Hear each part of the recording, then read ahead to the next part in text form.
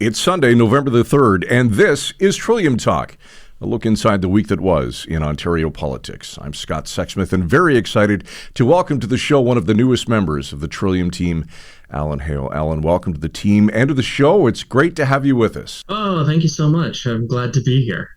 All right, it was Fez week last week, Alan, otherwise known as the Fall Economic Statement, a mini budget of sorts that comes out this time of year from the government. So, Alan, let's start there, and a bit of a windfall for Ontarians. How much, who gets it, and what can we expect? Well, the big highlight, at least for what the government wanted to be, the big highlight was the $200 tax rebate checks that they're going to be sending out to Ontarians soon. I'm not quite sure how soon, but soon. And they don't seem to know how much that's going to cost to mail out. So it's obviously there's some planning going on still. But if you can check your mailbox sometime in the next few weeks, maybe there'll be a check from Doug Ford with $200 for you, and just in time for a possible early election. For some reason, I have the expression, the checks in the mail, running through my head. Okay, so it comes at a cost of about $3 billion, and in the end, a budget for the province that won't be balanced. No. So we're looking at a budget deficit of around $6 billion. And like you mentioned, that part of that is going to be $3 billion that they're going to use to send out all these checks. Now, we got into a bit of I don't want to say argument, but reporters were really pressing the finance minister, Peter Bethlenfalvy, on whether this is like they are basically paying for these checks with like debt, because there's no surplus.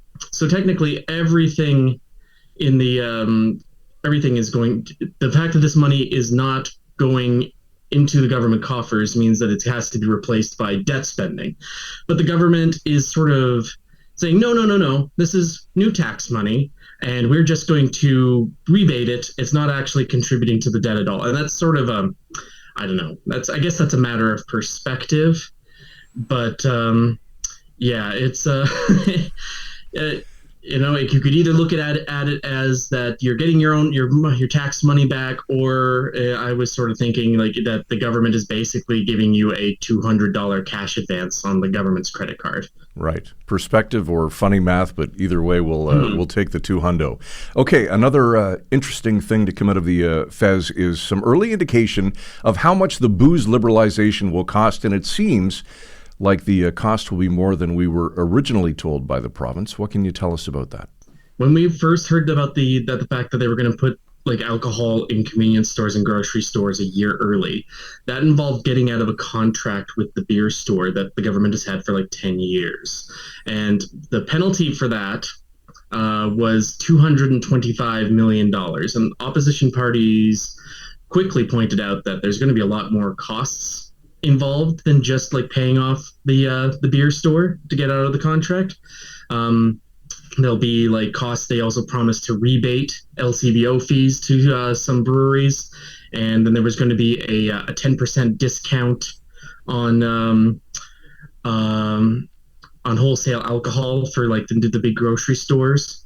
And then they didn't decide to auction alcohol permits for like convenience stores and all that, which is what they usually do. So there was money that was lost there. And so in Fez, we finally got some kind of number about what those other costs would be.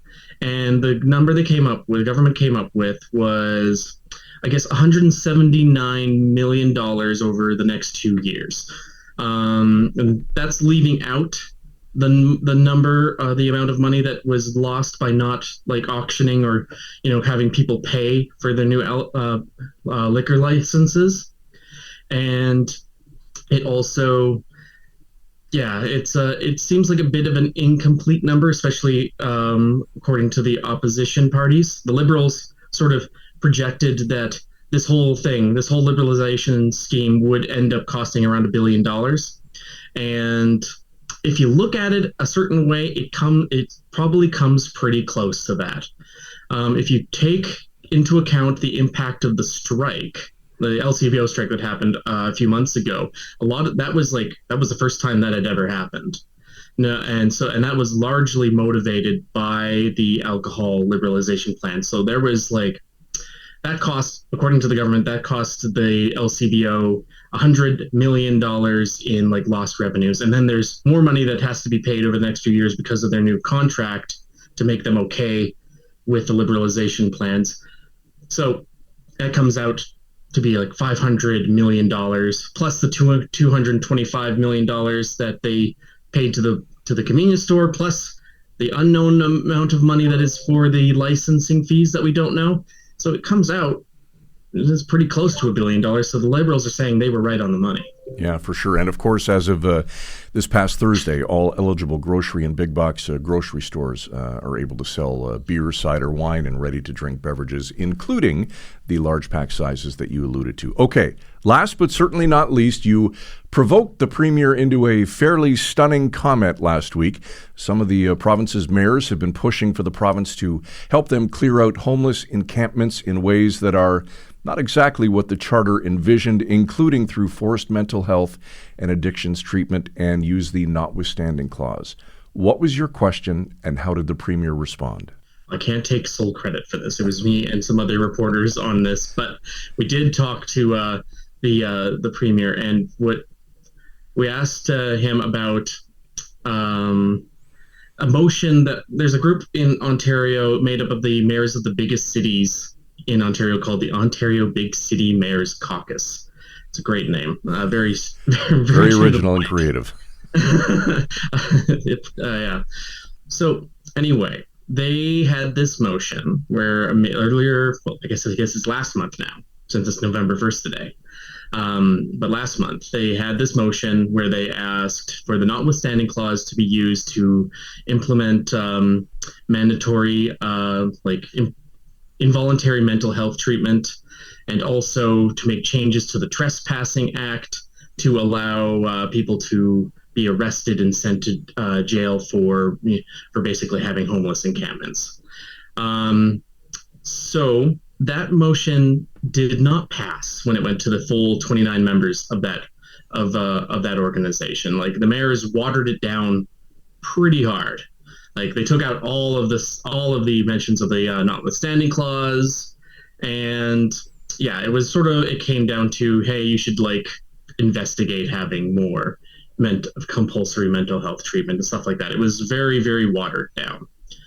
So we asked Premier Ford about that decision, about what he made of them watering down that motion, and he basically went off on the mayors. He was say, yo, you're sitting here fence sitting, you're going to get splinters in your butt. You should get on one side or the other. And you should be sending me a request to use the notwithstanding clause, and we'll deal with these encampments. They're bad, and they shouldn't be there, and stuff like that. And yesterday, a number of the mayors who really did like that original motion at the Ontario Big City Mayors Caucus, they signed a letter making the exact same requests that were stripped out earlier. So now we have, instead of 29 mayors all speaking in unison, we have 13 mayors asking for the notwithstanding clause.